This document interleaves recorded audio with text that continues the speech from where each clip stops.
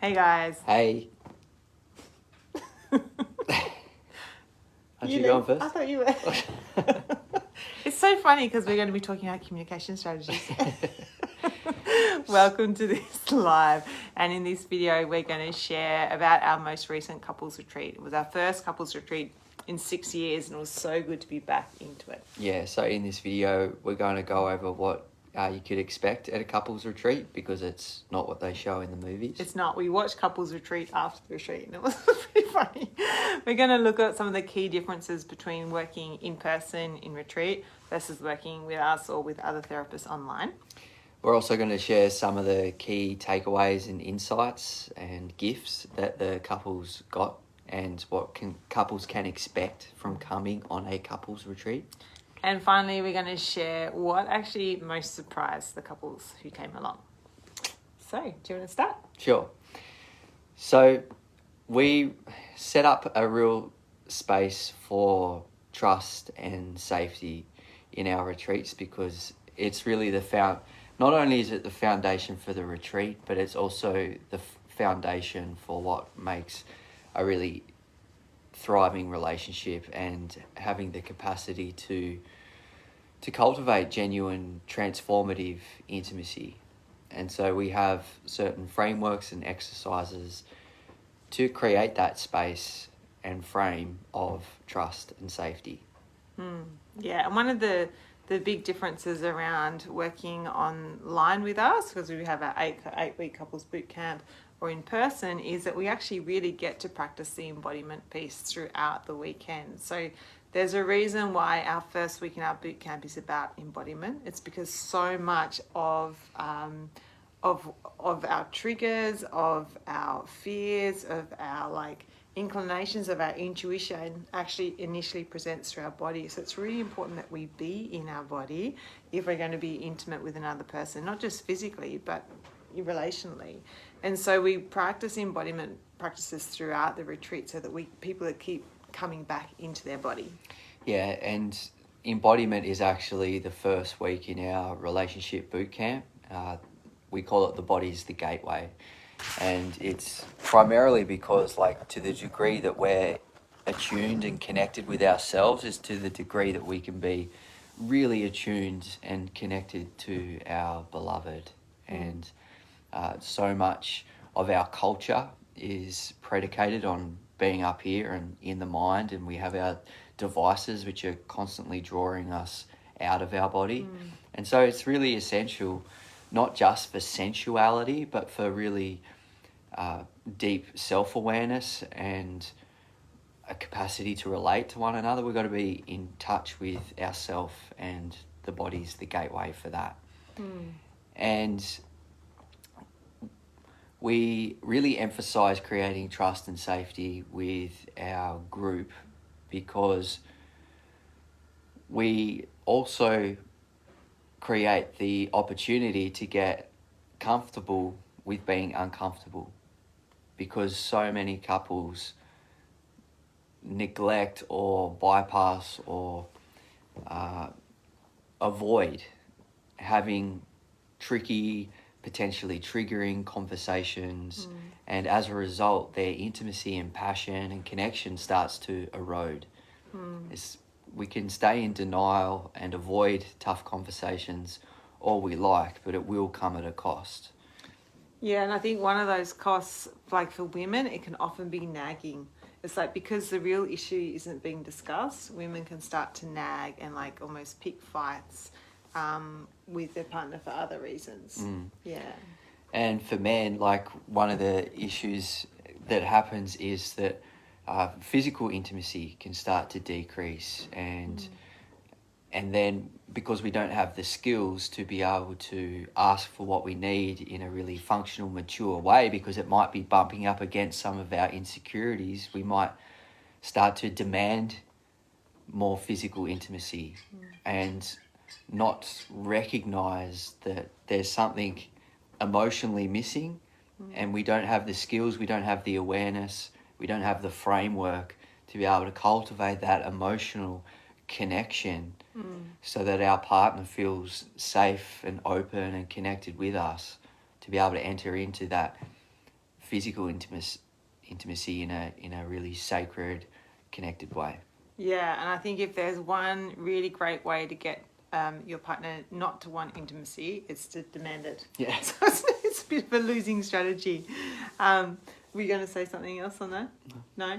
So I think that some of the key takeaways, one is that, to the power of getting comfortable with being uncomfortable in conversation, and that when we've created a very safe space for that to happen, it's amazing how much can actually come through and how easy it is to actually get to the root of actually what's going on and the deeper need, the deeper desire, rather than the messiness of daily life and the history, and really getting really specific and guiding couples into how do we actually ask for what we need, where we're taking radical responsibility for our needs, but also supporting and empowering our partner to help meet our needs rather than just expecting them to work it out. So that was really, really powerful. And I think a huge thing that the couples got, and they verbalized this, of realizing that they're not in it alone, that although, there was us, there were 3 other couples, so there were 4 different relationships happening in the room, and yet there were certain common threads. And even though the presenting challenges looked pretty different, the underlying threads of wanting to feel really understood and seen, and wanting to know that it was safe to be our whole selves, and that we were worthy of being loved exactly as we are, for fundamentally who we are, rather than what we're achieving in business, or what we're providing for the family, or how we're looking after the kids, or looking after ourselves, all of that. Yeah, and one of the results of creating the space for couples to start to open up and have these more challenging conversations is they get to understand one another at a deeper level, and from that understanding can come a capacity to resolve and forgive issues that have been playing out for years. Just from simply understanding, because when we hold back on our truth, or we hold back, or we can't express ourselves in a functional way, we get aggressive because it's bumping up against our inadequacies, our not enoughness, our shame. Or we shut down. And withdraw. When we withhold parts of ourselves, we're also not revealing a part of ourselves. And so we can't be loving all of who we are. And so there will be a deficit in the relationship because things are being withheld. Now, that's not to say that we just go throw everything out on the table. Again, it's like doing it in a functional way where there's a framework, and we actually shared a communication framework in the retreat, which led to some really functional, mature conversations, which just tore out all the unnecessary clutter from the conversation, and really got to the essence of what was happening, which meant a clear, functional, mature understanding of one another, and solution was found. And maybe that solution was just empathizing with the other person's experience. The solution wasn't necessarily a strategy that you do. Maybe the solution was just empathizing with your partner's experience and saying, I feel you. And I'm sorry that you've been going through that. Yeah, it was really powerful. There's a particular process we guide the couples and teach them so that they can take it on for the rest of their relationship. And these challenges that had been literally years, like they'd been going on for years, and then showing them the framework and realizing that they could articulate what they actually were really needing and wanting in order to kind of heal and move forward.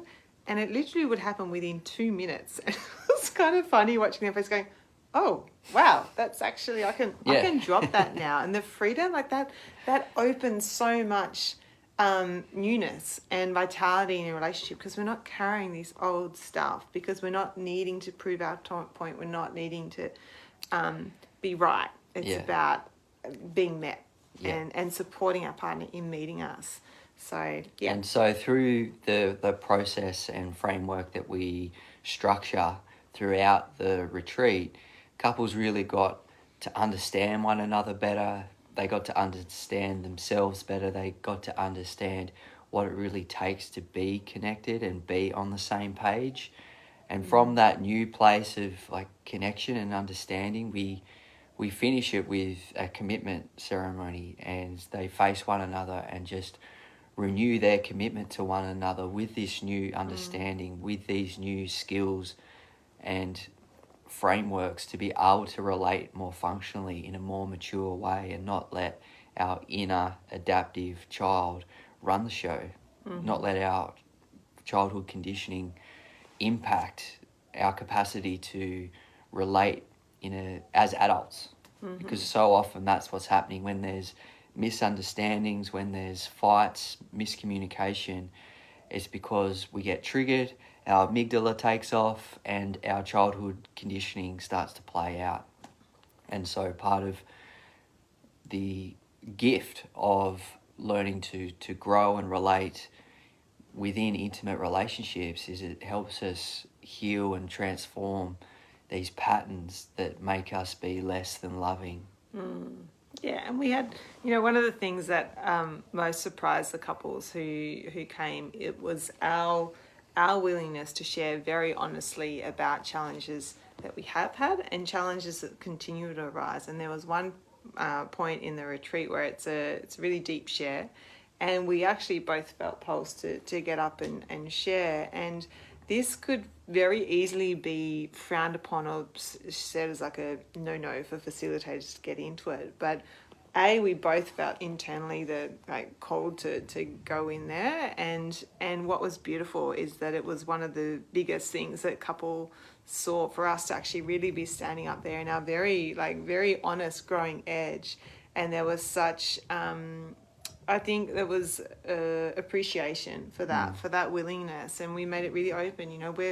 We're in it with you. Like, we have an incredibly deep and beautiful and passionate relationship, and we're continuing to do the work. Things will continue to come up because part of the nature of doing deep work is that we don't dive into the shadow for the sake of diving into our shadow, and we don't go into triggers for the sake of hashing them up.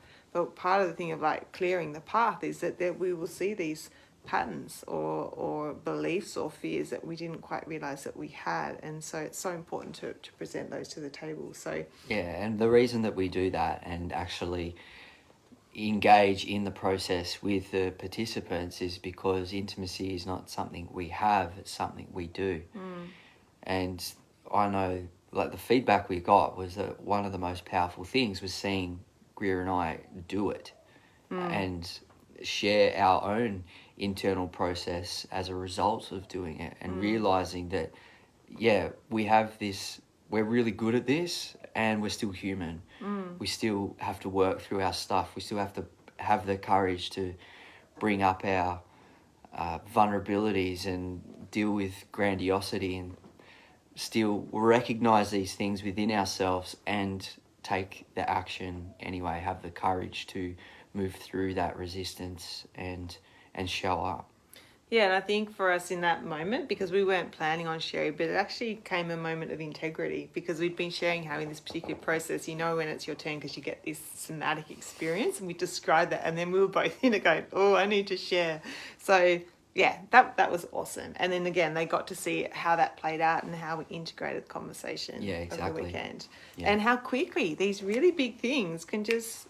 they really they're gone now because they've been cleared. So not only have they gone, but they've actually taken us to a new depth of trust in one another, and from that, new heights of passion and connection and intimacy. Ooh la la. Ooh la la. Say no more. I speak with a French accent now. So moving forward, we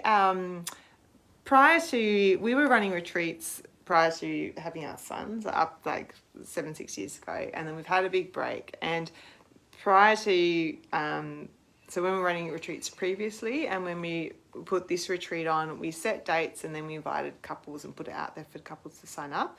Moving forward, we're doing it differently, and so we have the intention to run a retreat in winter in Tasmania here, and then we'll be running one in spring, But instead of us setting the dates, we're getting registrations of interest, and that way we can speak to the couples and find out the areas of their relationship they're really wanting to go into.